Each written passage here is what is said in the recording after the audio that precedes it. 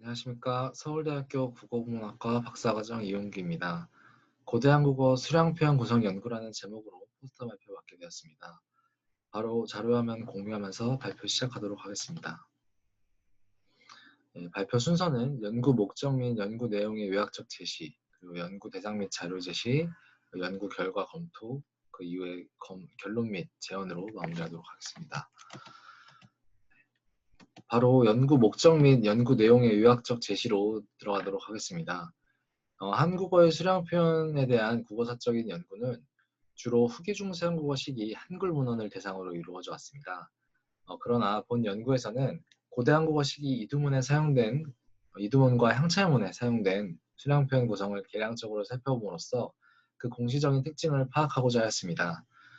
연구 내용을 요약적으로 제시하자면 고대 한국어 시기에 이미 다양한 유형의 수량 표현 구성이 사용되었음을 확인할 수 있었습니다.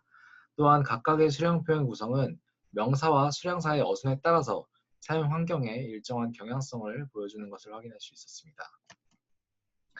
연구 대상 및 자료입니다. 본 연구의 대상이 되는 수량 표현 구성은 명사, 수량사, 분류사를 사용하여서 명사의 길이나 수량 등을 한정하여 제시하는 구성을 일컫습니다. 한국어에서 실현 가능한 수량 표현 구성은 아래의 구성들과 같습니다. 이들 구성이 이제 실질적인 연구 대상이 될 것입니다. 고대 한국어 시기의 수량 표현 연구가 적은 것은 이 시기의 자료가 차자표기 자료로 한정된다는 이유로 생각됩니다. 그러나 이두문과 향찰문은 한국어의 문장을 표기한 것들로 형태 통사적 특징을 보여주고 있습니다. 한국어의 형태 통사적 특징을 보여주고 있습니다.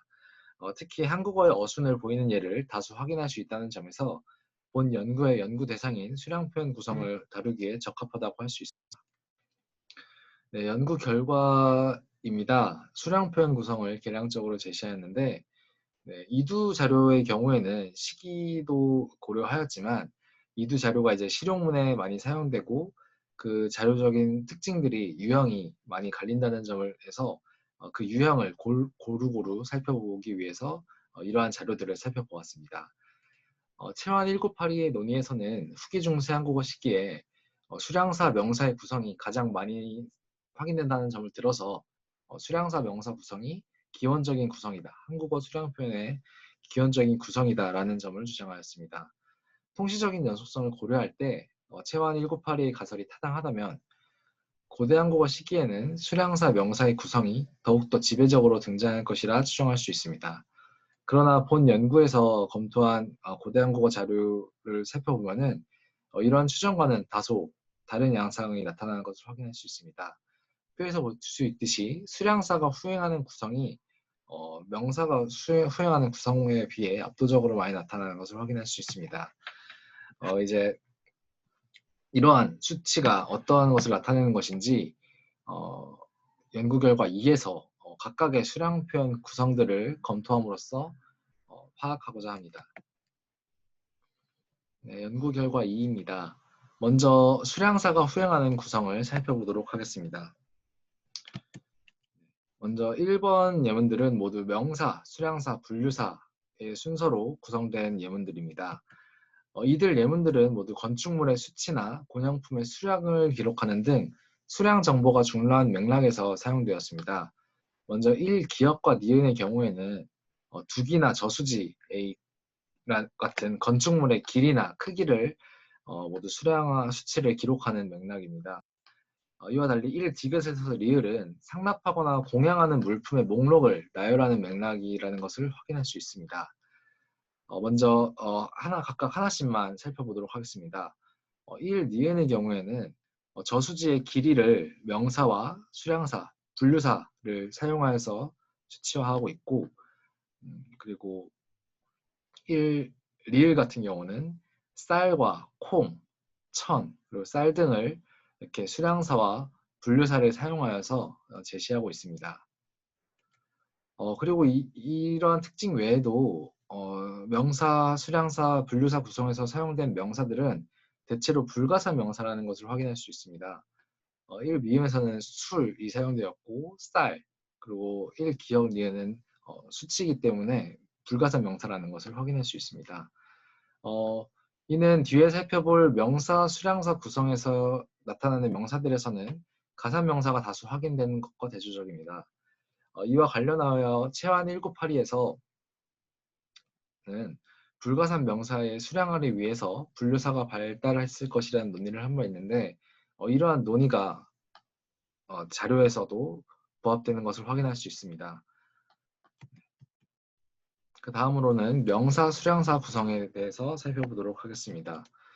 명사, 수량사 구성 역시 앞서 살펴본 것과 마찬가지로 목록이나 명단을 나열하는 맥락에서 주로 확인이 됩니다.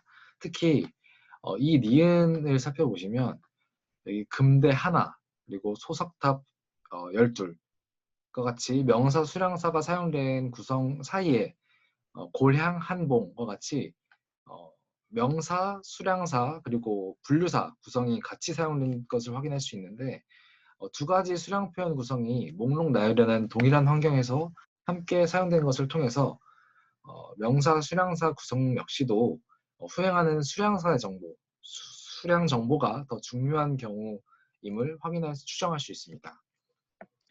정리하자면 수량사가 수행하는 구성들은 고대 한국어 이두문에서 94%에 이를 정도로 많이 확인되는데 이는 이두문이 대체로 건축 기록이나 공양품 기록, 행정 문서 등의 실용 문서를 적는 데 사용된 것과 관련된 것으로 보입니다.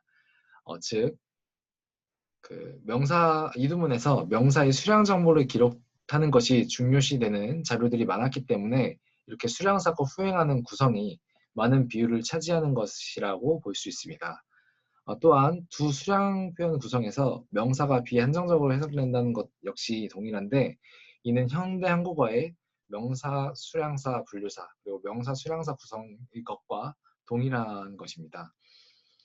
또한 이러한 구성들은 동일 시기 중국어 수량 표현 구성에서 가장 보편적인 어순이었다는 점 역시 고려해야 할 것입니다. 그린버그 1978에 의하면 10세기, 11세기 중국어 수량 표현 구성은 그 어순에 있어서 가장 보편적인 어순이 명사, 수량사, 분류사 구성이었다는 것을 제시한 바 있습니다. 네, 다음으로는 명사가 수행하는 구성에 대해 살펴보도록 하겠습니다. 네.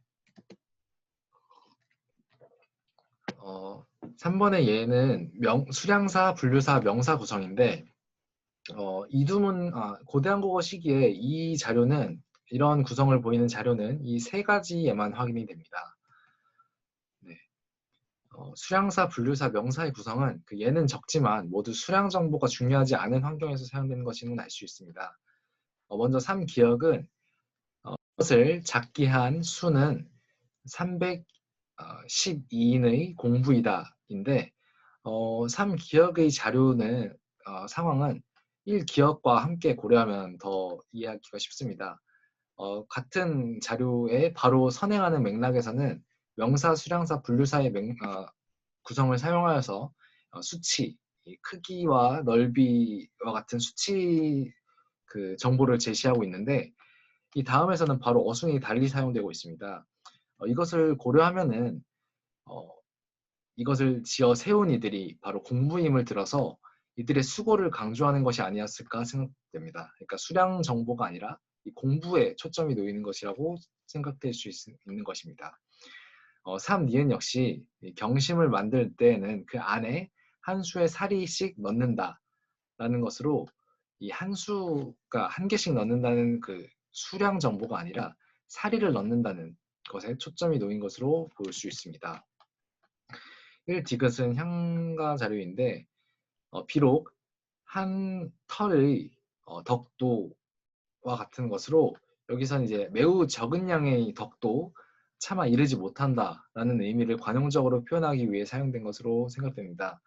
이처럼 매우 적은 양의 매우 적은 양을 한 털의 무엇과 같이 사용하는 용례는 중세한국어 한글 문헌에서도 확인됩니다.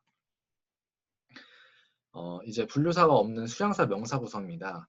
수량사 명사 구성에서도 명사는 여기에서 이 명사는 대체로 주어나 주제어로 쓰인 것을 확인할 수 있습니다.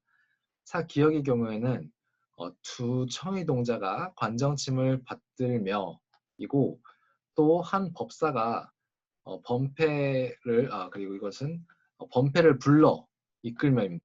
불러 이끌며, 번패를 불러 이끌며인데 이 역시 이 두 가지 맥락에서 두 청이 동자와 한 법사가 모두 주어이자 주체로 사용된 것임을 알 수 있습니다. 사 디귿은 두 탑인 천보 17년에 세워진 것을 제시하는 맥락으로 이 두 탑은 이제 주제의 보조사가 결합하는 것으로 해석되는 환경입니다. 그리고 사 리을은 두 공신 역시 이제 수량 정보 둘에 초점이 놓이는 것이 아니라 공신에 그 초점이 놓이는 맥락이라는 것을 알 수 있습니다. 이들은 모두 후행하는 명사가 한정적인 명사로 해석되는 것이 일반적이라는 공통점이 있습니다. 네, 이제 명사 후행 구성 같은 경우에는 100%다 그런 것은 아니지만 고대 한국어 자료에서 명사가 후행하는 구성에서는 수량표현 구성에서는 명사가 부각되는 맥락인 경우가 많습니다. 즉 수량 정보는 부차적인 요소가 되고 이 그 서술하는 것의 행동이나 아니면 상태의 주체가 되는 명사에 주목하는 맥락에서 주로 명사 후행 구성이 사용된다는 것을 확인할 수 있는 것입니다. 채완 1983이나 신호철 외 2009 등에서도 구체적인 용례를 들고 있진 않으나 한국어가 후행 언어인 만큼 수량사, 명사의 구성이 에서 후행하는 구성의 핵심적인 의미가 놓이는 것임을 제시하고 있고 명사가 지시 대상이 되는 것으로 파악한 바 있습니다. 네, 결론 및 제언입니다. 고대 한국어 시기에 다양한 수량 표현 구성이 확인되고 각각의 구성이 특정 환경에서 사용된다는 점을 확인할 수 있었습니다.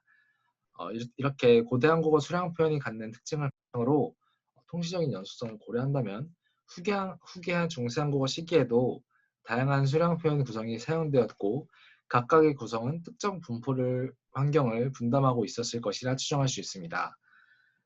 이러한 점을 강조했을 때 후기 중세 한국어 수량 표현 구성에 대해서 한문 원문의 영향이나 자료의 성격 등을 고려하여서 살펴볼 필요가 있음을 알 수 있습니다. 네. 제 발표는 여기까지입니다. 들어주셔서 감사합니다.